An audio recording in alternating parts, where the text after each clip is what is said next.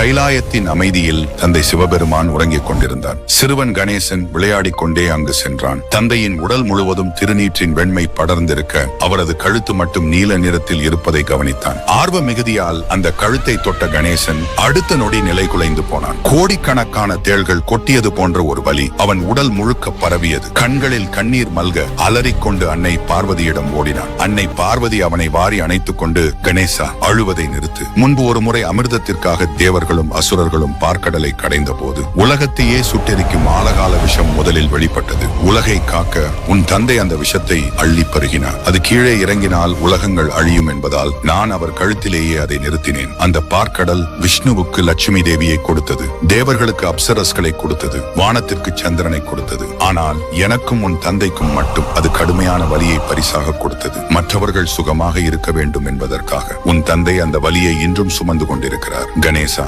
நம்மை நாடி வருபவர்களின் பாதுகாப்பிற்காக நாம் எந்த வலியையும் தாங்கிக் கொள்ள வேண்டும். இதுவே தர்மம். எனவே உன்னை வேண்டி வரும் பக்தர்களை ஒருபோதும் கைவிடாதே. அவர்களின் துயரங்களை நீ ஏற்றுக்கொண்டு அவர்களுக்கு இன்பத்தை வழங்கு என்றார். அன்னையின் சொற்படியே அன்று முதல் கணேசன் தன் பக்தர்களின் தடைகளை தான் ஏற்றுக்கொண்டு அவர்களுக்கு நல்வழிகாட்டும் விக்ன விநாயகனாக திகழ்கிறான். உங்களுக்கு விநாயகர் பிடிக்கும் என்றால் சேனலை ஒரு சப்ஸ்கிரைப் செய்து கொள்ளுங்கள்.